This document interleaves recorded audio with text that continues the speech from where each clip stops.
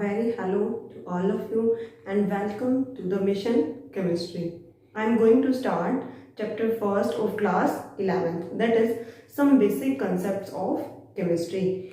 What do you mean by chemistry? Chemistry क्या है, कहाँ से निकली है? That means it is a branch of science. Science की ही एक ब्रांच है जिसमें हम बाकी ब्रांचेस को भी डील करते हैं, that is zoology, biology, physics and chemistry is one of the part of science. So it is a branch of science which deals with, किसके साथ डील करती है? स्ट्रक्चर के साथ, प्रॉपर्टीज के साथ and composition. It deals with the structure, properties and composition of any matter.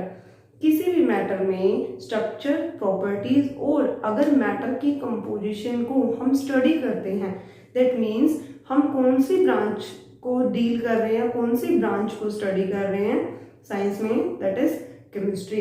And in chemistry there is mutual transformations of one matter into another. अगर हम ट्रांसफॉर्मेशंस को भी इन्हीं के साथ स्टडी करें, then it will also be included in chemistry. So What about the importance of chemistry? अगर हम केमिस्ट्री को स्टडी कर रहे हैं, दैट मीन्स इसके कुछ यूजेस होंगे तो कुछ साइड इफेक्ट भी होंगे.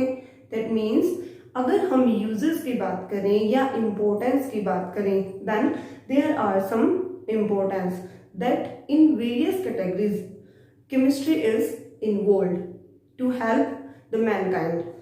फर्स्ट इज फूड, कि फूड को ऑब्टेन करने में केमिस्ट्री कैसे हेल्प करती है.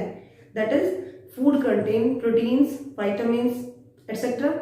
सो अगर हम फूड को ऑब्टेन करते हैं तो जिस फील्ड में हमने क्रॉप को यील्ड किया है, अनडिजायरेबल मटेरियल को रिमूव करने के लिए हम क्या क्या यूज कर सकते हैं? We can use insecticides, pesticides, germicides. Second is health, that how can we manage our health with the help of chemistry.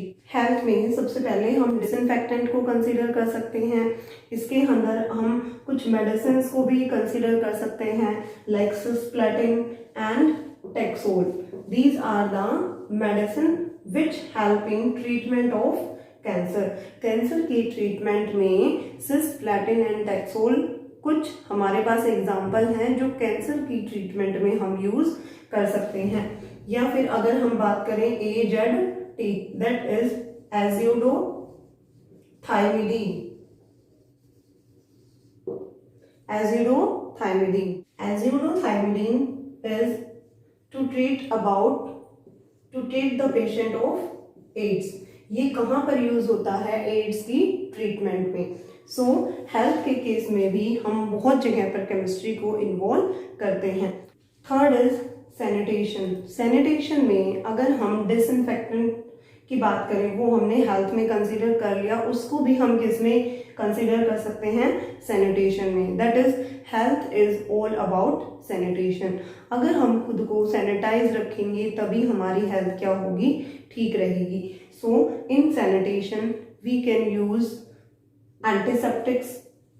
Antiseptic भी कहाँ पर यूज होंगी? As a sanitising agent. और ये भी कहाँ पर इन्वॉल्व होती है? केमिस्ट्री की इंपॉर्टेंस में. क्लियर? एनवायरमेंट को सेव करने के लिए भी हम केमिस्ट्री को यूज कर सकते हैं. अगर हम बात करें एनवायरमेंट में क्या क्या प्रेजेंट हो सकता है? Chlorofluorocarbons, CO2, oxygen, and these all are the elements which create our environment. कि एनवायरमेंट में भी जो कंपाउंड्स हैं, मॉलिक्यूल्स हैं, वो सब क्या हैं? केमिस्ट्री से ही रिलेटेड. नेक्स्ट इज कंफर्ट, कि अगर हम अपने कंफर्ट की बात करें तो वो कंफर्ट जोन भी किसने प्रोवाइड किया है? That is all given by the chemistry. Chemistry ने ही हमें ये सभी कंफर्ट दिए हैं. जैसे कि अगर मैं कंफर्ट की बात करूं तो आपको जो सिंथेटिक फाइबर मिलते हैं वो भी क्या है? इसी जोन में हम कंसीडर करेंगे कि सिंथेटिक फाइबर्स को भी हम इसमें डील कर सकते हैं, प्लास्टिक्स को भी डील कर सकते हैं. इसके साथ साथ अगर ये चीजें हमें बेनिफिट दे रही हैं, तो कुछ लेवल पर ये हमें क्या कर रही है, हार्म भी कर रही है। जैसे प्लास्टिक है, plastic is a non biodegradable substance, इसको डिग्रेड नहीं किया जा सकता, यानी कि इसको हम गला सड़ा नहीं सकते। ये ट्रांसपोर्ट के केस में भी हम क्या यूज करते हैं, chemistry, that is petrol, diesel, अगर हम इनको कंसीडर करें तो इनके लिए भी क्या यूज होती है, केमिस्ट्री। नेक्स्ट इज कम्युनिकेशन, अगर हम कम्युनिकेशन की बात करें तो भी क्या यूज होती है, chemistry. Next is energy, like nuclear energy, अगर हमें बॉम्ब बनाना है तो भी वो किस में होगा, एनर्जी में ही इन्वॉल्व होगा, nuclear energy, atomic energy etcetera, ये सब क्या है, एनर्जी के पार्ट हैं।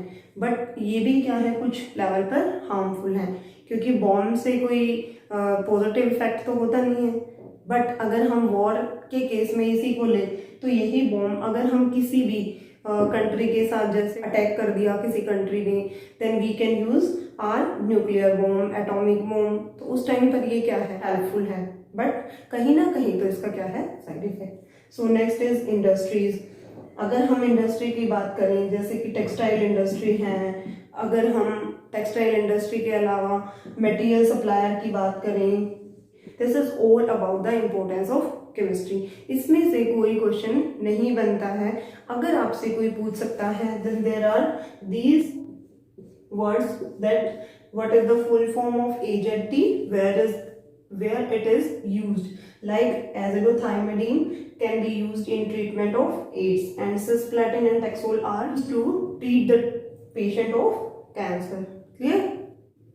Now हम बात करेंगे मैटर की, that what is matter. 9th class में भी पढ़ा है that matter is anything which occupies space and have mass. मास अगर है that means उसके पास क्या होगी, वॉल्यूम भी होगी। that is matter is anything which occupies space and have mass or volume. so अगर मैटर की बात करें तो मैटर में स्मॉलेस्ट पार्टिकल्स होंगे।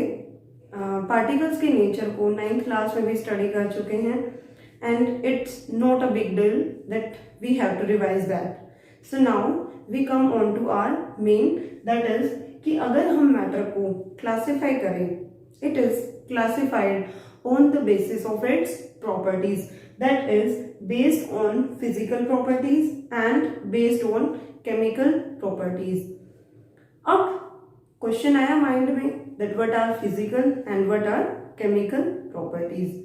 सो अगर हम फिजिकल प्रॉपर्टीज की बात करें तो वो प्रॉपर्टीज किसी भी मैटर की जिनको हम बिना उनके केमिकल कंपोजिशन के चेंज किए ऑब्जर्व कर सकें, that are physical properties. That means these are the properties which can be examined or observed without change in its chemical behavior. Chemical change हुए बिना हम किसी भी प्रॉपर्टी को ऑब्जर्व करें, that are physical properties. Like melting point अगर हम observe करें कोई चेंज नहीं होगा, बॉइलिंग पॉइंट ऑब्जर्व कर सकते हैं, कलर देख सकते हैं, उसका शेप देख सकते हो, आप उसका साइज देख सकते हो, मास देख सकते हो, वॉल्यूम देख सकते हो, that all are physical properties. So based on physical properties classification is the first classification, that is physically matter is divided into 3 categories: solid, liquid and gas. In case of solid, particles are close. जब particles close होंगे उनके बीच में force of attraction क्या होगा, ज़्यादा। force of attraction ज़्यादा होगा, kinetic energy कम होगी। अगर आप उनको compress करेंगे, फॉर एग्जाम्पल अगर आप टेबल को compress करें तो वो इतनी ज़्यादा compress नहीं होगी, बिकॉज उसमें पार्टिकल्स ऑलरेडी क्या हैं, क्लोज हैं। एंड अगर हम डेफिनेशन पे जाएं then solid is a matter which has definite mass and definite volume, जिसके पास डेफिनेट मास भी हो और वॉल्यूम भी हो। एग्जाम्पल क्या कंसीडर कर सकते हैं हम यहाँ पे, gold, silver, these all are solid states or we can say these are solid form of matter. Now liquid की टेंडेंसी क्या है कि अगर हम वाटर को एक जार में लें और उस वाटर के जार को हम पलट दें, दैट मीन्स अगर हम उसको टेढ़ा करें then water will flow out. इनमें क्या टेंडेंसी होती है? फ्लो करने की। क्यों होगी ये टेंडेंसी? क्योंकि इनके पार्टिकल्स के बीच में स्पेस प्रेजेंट होता है। Force of attraction as compare to solid क्या होगी? कम होगी। एंड सेकेंड थिंग कि अगर आप इनको कंप्रेस करेंगे तो इनमें कुछ कंप्रेसिबिलिटी पॉसिबल है। क्लियर? अगर आप एग्जांपल लें तो हम लिक्विड अगर एक मेटल की बात करें दैट इज मरकरी। मरकरी को आप इसमें कंसिडर कर सकते हो, वाटर को कंसिडर कर सकते हो। क्लियर? सो अगर हम डेफिनेशन पे जाएं, इनके पास वॉल्यूम फिक्स होगी बट इनकी शेप फिक्स नहीं होगी। अगर आप वाटर को किसी भी बीकर में, जार में, बकेट में, टब में डालेंगे तो वो उसी तरह की शेप को एक्वायर करेगा। That means these are the matter which have definite volume but not definite shape. Now third type is gas. Gas is a type of matter जिसके पास ना तो डेफिनेट शेप है और ना ही उसकी डेफिनेट वॉल्यूम है। अगर हम हाइड्रोजन गैस की बात करें तो क्या आप हाइड्रोजन गैस को अपने हाथ पे रख के चल सकते हो? नो, इट विल फ्लो, कि वो क्या हो जाएगी? डिफ्यूज हो जाएगी। Gases are the matter which do not have या which neither have definite shape neither volume. अगर हम गैस की बात करें एग्जाम्पल में, then you can consider hydrogen, oxygen etcetera. ये सब क्या है? Gases. Now we come on to chemical classification based on chemical properties. हम केमिकल प्रॉपर्टीज की बात करें तो किसी भी मैटर में केमिकल कंपोजिशन को चेंज करने के बाद अगर आप उसकी प्रॉपर्टीज को स्टडी करें that are called chemical properties. तो केमिकल प्रॉपर्टीज के based matter is classified into two categories that are pure substances and mixtures. Pure क्या है? अब आप बोलेंगे प्योर मिल्क, प्योर घी। No, that are not pure. Pure means वहां पर प्योर का मतलब क्या है कि उनमें कोई भी मिलावट नहीं है। बट प्योर सब्सटेंसेस का मतलब यहां पर क्या है? These are the substances which consist of only one kind of material, जो एक ही तरह के मटेरियल से या सब्सटेंस से मिलकर बना है, दैट आर प्योर सब्सटेंसेस। क्या होगा इनमें? Only one kind of substance. These are the substances which contain only one kind of substance. Clear? Pure substances are divided into elements and compounds. Elements are those substances, या अगर हम इनकी बात करें तो these are the substances which are made up of only one kind of particles. यहाँ पर क्या होगा?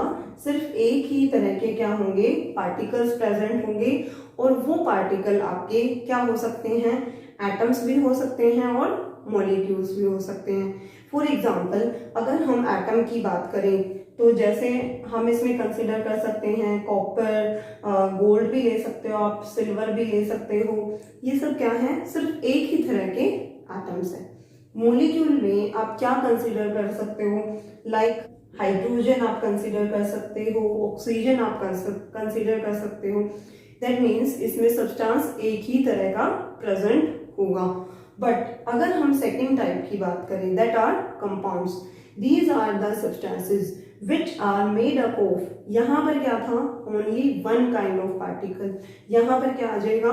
मोर than one kind of particles. For example अगर आपके पास है H2 प्लस O2, अगर हम इन दोनों एलिमेंट्स को कंबाइन करें इट विल फॉर्म H2O और H2O2 depending on their number, कि हमने कितना हाइड्रोजन ऐड किया है और कितना oxygen. We can form water और hydrogen peroxide and these both are compounds. Clear? Next is mixture. Mixture is a type of substance that is formed by mixing 2 और more components। जब 2 या 2 से ज़्यादा कंपोनेंट्स को हम मिक्स करेंगे तो क्या बनेगा? Mixture. Mixture is further divided into homo and hetero, that is homogeneous and heterogeneous mixtures. First is homogeneous mixture. Homogeneous mixture are the mixtures in which, ये वो मिक्सचर्स हैं जिनमें 2 या 2 से ज़्यादा कंपोनेंट्स को मिक्स करने के बाद, मतलब जब 2 या 2 से ज़्यादा कंपोनेंट्स को मिक्स करने के बाद हम उसकी कॉम्पोजिशन को चेक करेंगे। जैसे for example, if I dissolve sugar और सॉल्ट इन वाटर, अगर मैं नमक या चीनी को पानी में डिज़ोल्व करूं तो पानी में नमक या चीनी की जो कंपोजिशन होगी वो टॉप पे, बॉटम पे, मिडल में, यानी कि उस चीनी या नमक के पानी में वो कंपोजिशन हर जगह क्या रहेगी? Uniform. So homogeneous mixtures are the mixtures having uniform composition throughout their solution। Example क्या आ जाएगा बेटा? वाटर प्लस शुगर और water plus salt. Clear? Second is heterogeneous mixture. ये वो मिक्सचर्स होंगे जिनको मिक्स करने के बाद जब 2 या 2 से ज़्यादा कंपोनेंट्स को हम मिक्स करेंगे और उसके बाद इसकी कंपोजिशन को चेक करेंगे। जैसे पहले मैं आपको एग्जांपल बता रही हूँ, दैट इज़ अगर मैं पानी ना लेकर सिर्फ नमक या चीनी, तो क्या आपको नमक और चीनी का मिक्सचर एक जैसा लगेगा हर जगह से? अगर ये एक जैसा आपको दिखाई भी दे, मीन्स अगर आपको लगे भी, बट ये एक जैसा यानी कि यूनिफॉर्म कंपोजिशन वाला सॉल्यूशन या मिक्सचर नहीं होगा। That means these are the mixtures having non uniform composition after mixing the components throughout the solution. कि सॉल्यूशन में 2 या 2 से ज़्यादा कंपोनेंट्स को मिक्स करने के बाद भी इनकी जो कंपोजिशन है वो सेम या यूनिफॉर्म नहीं आएगी, इट विल बी डिफरेंट। एक सिंपल सा एग्जांपल और अगर हम लें, जैसे अगर हम 2 पल्सेस को ऐड कर दें, किन्हीं भी 2 दालों को ऐड करें, तो उस केस में आपको क्लियर दिखाई देगा कि इस केस में जो आपने मिक्स किया है उसके कंपोजिशन यूनिफॉर्म नहीं है। We can separate them out. Clear? Example आप यहाँ पर आयरन प्लस सल्फर का मिक्सचर भी कंसीडर कर सकते हो। क्लियर?